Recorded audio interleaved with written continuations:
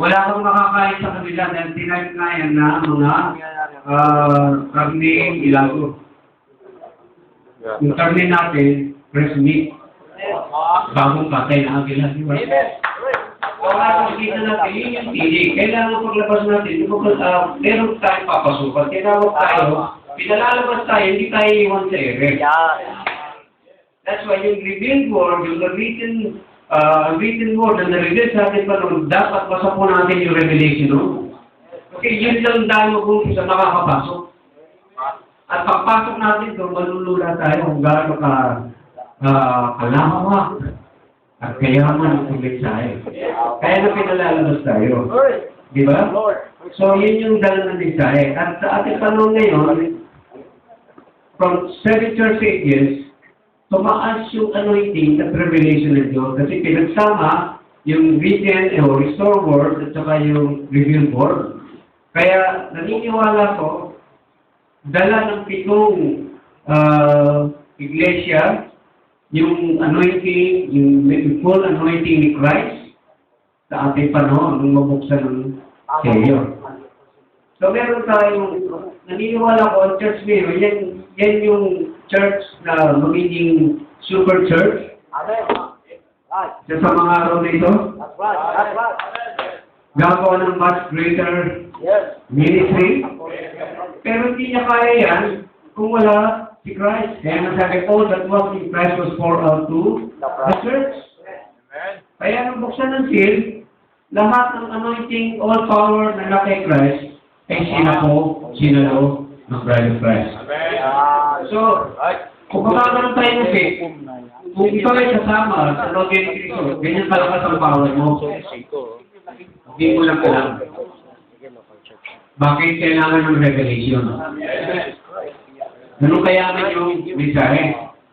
So, kaya makikita natin, labas dito sa 7 iglesia, nandito na ang revelation ng Diyos sa po ng nobya. Kaya, rin po yan, kasi nandyan na lahat. No? Ang kailangan lang natin ay pumasok tayo sa loob. Sapuhin natin yung laman ng tinig. Sa ganun, makikita lahat and I do believe it takes a spiritual maturity. Kasi kung karoon tayo, ang galing paliwanag yung tawag dito, exposition. Revelation of the Scriptures. Ang galing paliwanag yan, kahit mga intellectual na tao, kaya paliwanag yan. White doors, red doors, pale horse. Bakit? Sinulat eh.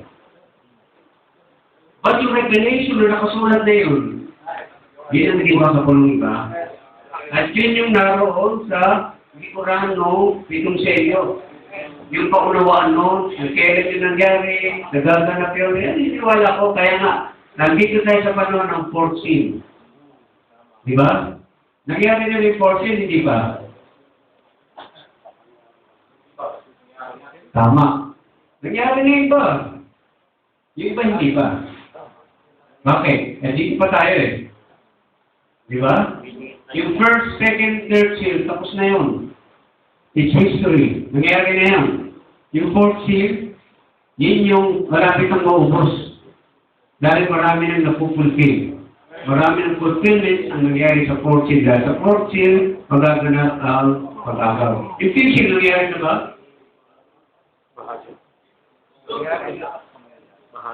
Kailan pa namatay yung manurod yun, ng World War II? Kailan yan? Future ba yun? Tapos na yun eh. Pinatay ni Hitler, yung Mussolini, ano pa, ni Stalin, Lenin. Oh, future ba yun? So, in other words, yung future partly nangyari. Pero meron pang magaganap.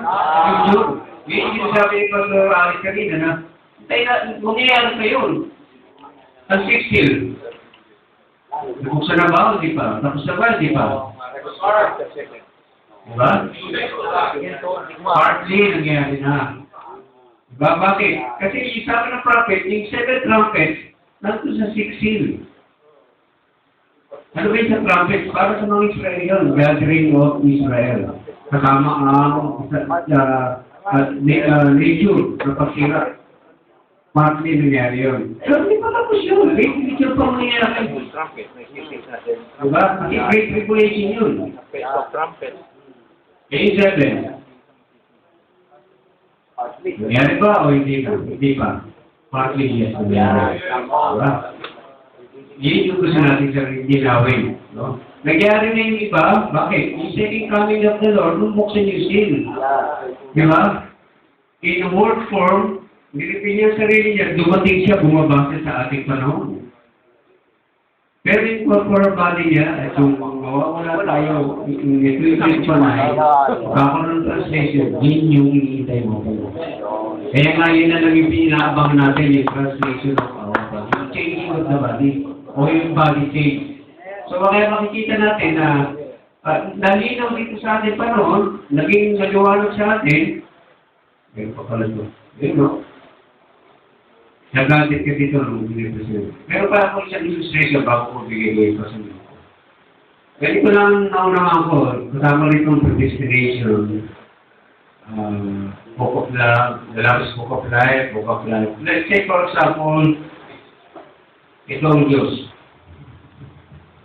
Ito yung Zoe. Illustration lang. Circle kasi yan, saka puti. Diba sabi ng message, Zoe is the eternal life, God's own life. No? Ang Diyos, siya lang ang merong buhay na walang hanggan. Pero isinyer niya ito. Pag narinig natin, nasa isip ako ng Diyos, yun yung sinasabi natin. Yun yung gusto sabi ng message, kasama ka doon sa plano ng Diyos. Kasama kang may buhay na walang hanggan. So kaya, ganito lang nangyari, naunawa ko sa message, si Lord, yan. Yung mga malilit na yan, yan yung mga speck of light galing sa malaking buhay. Pinakawalan niya, kailangan lang nilang magkaroon ng manifestation. Dapat silang lumitaw. Dapat silang mayang kasi yung buhay na taglay-taglay na wala.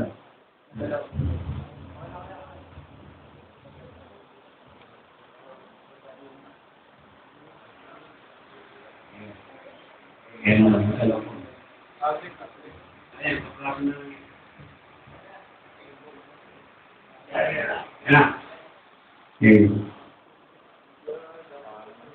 Tingnan niya dalawa, no?